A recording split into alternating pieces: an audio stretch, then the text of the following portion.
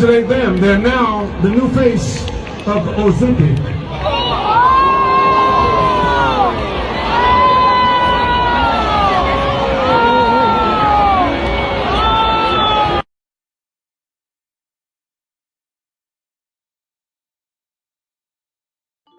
Okay, so I wanted to respond to this video because obviously, I mean, I know this guy, he was probably trying to make a joke and just make fun, which is what you do. You do that kind of different stuff at games. People trash talk, people, insult people, they roast people. It is what it is.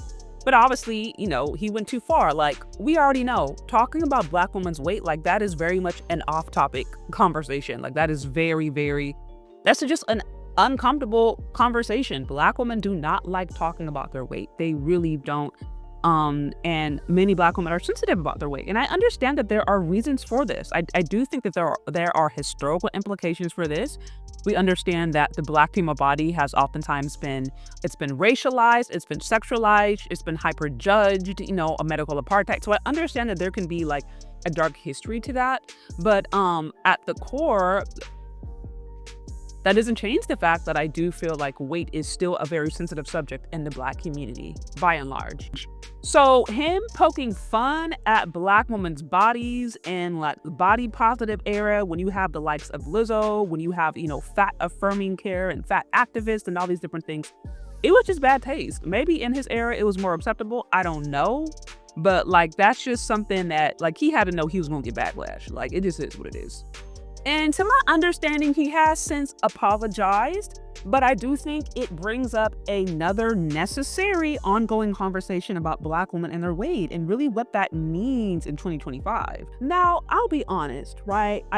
I already tend to be a lot more sympathetic and empathetic to women who struggle with their weight because when I was a child, I struggled with my weight a lot. I was an overweight kid. And I've also had a lot of people that I know personally who struggle and who have like battled with weight. I mean, down to the point of having like eating disorders. So there's a side of me that really had a sensitivity to the struggles with weight. And so I always keep that into consideration. And I never like to be insensitive to the battle that some people have with food. With that said, though, like we have to be really honest that we also have a culture that I believe has cultivated unhealthy and unrealistic standards around the body.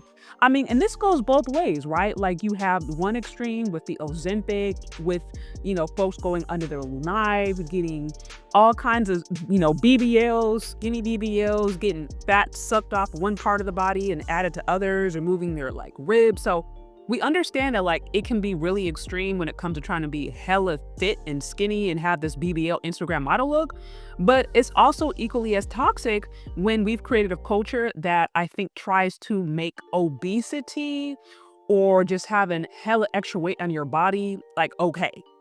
Like try to act it seem like that's just your personal preference, that we need to try to create beauty standards that are accepting of all these varieties without also being honest about the implications. I want to advocate for health among Black women. I'm not saying you got to be a size 0 or a size 2 or even a size 4. I'm more like find what's healthy for you, for your body type, for your frame, and that should be the focus.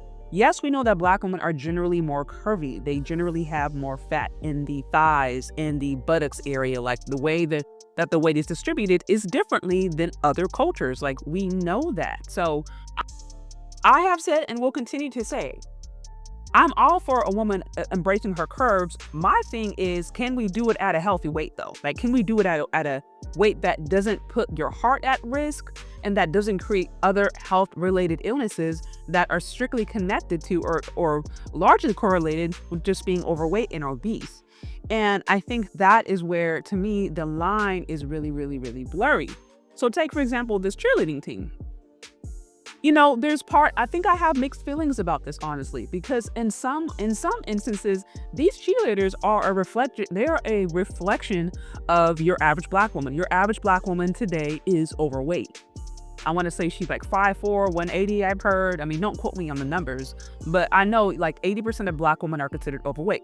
Now, I do understand you guys are going to say the BMI was created for a European standard, et cetera, et cetera. So I understand the BMI is not perfect. If you work out, if you got, an extra muscle mass or whatever, you might be classified as overweight when in fact you are healthy. You just have a higher muscle density. So yeah, we understand the BMI is not perfect, but we can't just look at that. We also have to look at the things that are taking women out.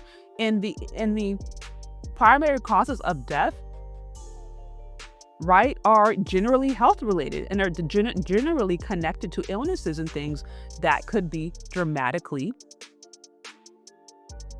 reduced if a woman was at a healthy weight.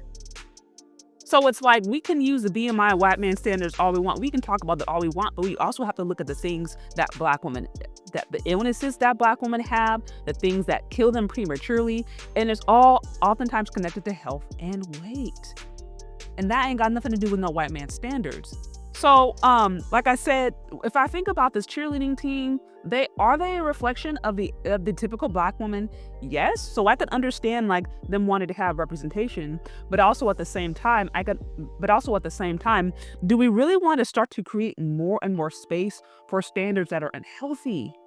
Or do we want to keep the standards as healthy as possible and then encourage people to get to their version of what that is?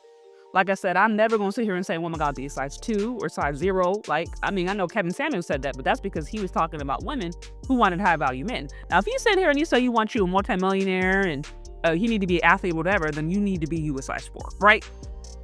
At that point, it's a different conversation. But if you're just trying to have a healthy life and be comfortable in your body and be comfortable with how God made you to be, yeah, I'm all for finding a weight that works for you.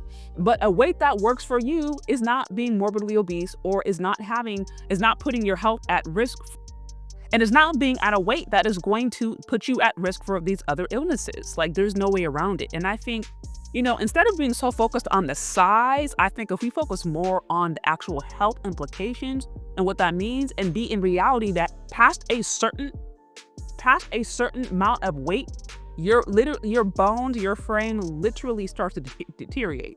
Like, y'all notice how when you get into a elevator and it says there's a max capacity of weight, it's because it's telling you past a certain amount of weight, the thing can start to malfunction.